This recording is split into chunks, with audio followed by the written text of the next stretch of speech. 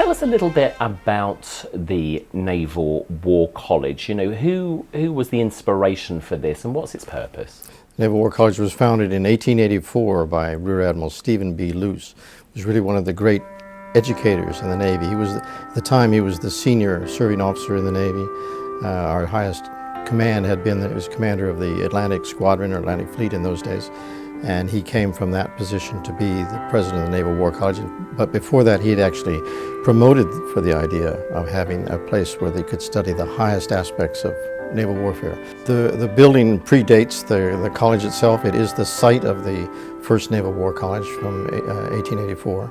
But the building goes back to 1819, 1820, when it was the poorhouse of Newport County. And buildings went up. I understand that President Eisenhower actually lived in a house on base here. That's right. Well, the house he occupied, he was only here for 1 year on the house right next to us here in Quarters A.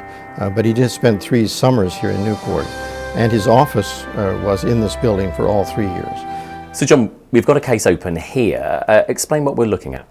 This is about the founder of the Naval War College, Admiral Stephen B. Luce. And this is an original photograph of him, autographed by him with his original signature on it, taken here in Newport in the 1880s. We also have his hats, his service dress hat here and his dress hat here from that period, his epaulettes, and this very interesting sword which was given to him. He represented the United States at the 400th anniversary of Columbus's arrival in the United States at the exposition that was held in Madrid. And this was given to him by the Spanish government when he was there. So a very interesting piece of sword making.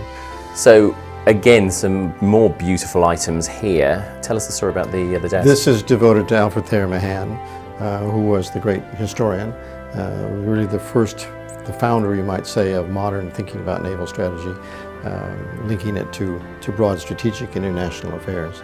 So this is an original photograph with his autograph there, made here in Newport while he was probably as president of the War College. And this desk, for example, belonged to his family, and he is reputed to have written some of his works on it. This is some of his famous books. This is on the life of Nelson. That was the end of his series of 4 volumes on the series of Influence of Sea Power upon History. The first volume, which is what he wrote, they were lectures really given at the Naval War College to begin with. And this is the first German edition of it. It was ordered by the Kaiser that they read this book, which was really all about British sea power and the British effectiveness as a naval power. And you know, looking at this, it's like evokes memories of, you know, those war movies of, you know, people in war rooms pushing these things around. I mean, that's exactly the way it was. They were small ship models here. This is, I say, a small version of it. There were larger types. There's a huge room with these blocks laid out across it, and the ships would move across it. And on the large real scale life, there was a curtain between the 2 ships. So in a fog of war, when you didn't have radar, you couldn't see that far what the others were doing, and as they approached each other. And in a way, this has now become a modern antique, hasn't it? Because it's no longer used. It's no longer used, and it's all, as I say, done by computers today. So we have a huge collection. We have some 2,000 ship models of various kinds of wargaming models that were used, and different equipment that was used at that time. And it's actually a challenge to us for researching to go back and figure out how they actually did it at that time. War movies will never be the same again, will they? That's right. Well, this is a collection that we have right now.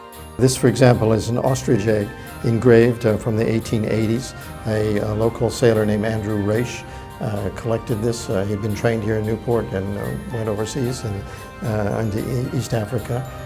Had this ostrich egg engraved, and it's engraved on the back with a date where he got it in the 1880s, and it's engraved to Mother from Andrew.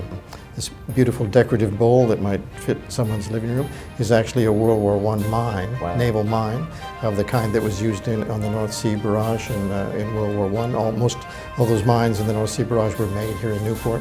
Here, this accordion belonged to a German coxswain, a kind of warrant officer in the Imperial German Navy. He was killed in the Battle of Jutland. This thing was returned to him along with his wedding ring, a Bible that he had, and other artifacts. This little cup here is a mid-19th century cup used for black powder for cannon. The kind of, you'd scoop up the black powder in there and put it in the canon. And these were all things that people These are brought to all the things museum? that have been brought in and donated to us over the years and fit into our collections. We've come to a final section on our trip today here at the museum. It's like the very modern, it looks very modern part of the museum, but it's old and new combined, isn't it? So explain to... That's right. This gallery was actually under reconstruction right now. We're doing a lot of changes to it. But it represents the oldest activity, naval activity in Rhode Island, continuous, the operation of torpedoes and undersea weapons. So we have in this gallery, for example, the Navy's first torpedo from 1871, another one from the 1880s, all the way up to the latest torpedo, most modern thing going. There's a long and rich history of technical development that goes on here in Newport.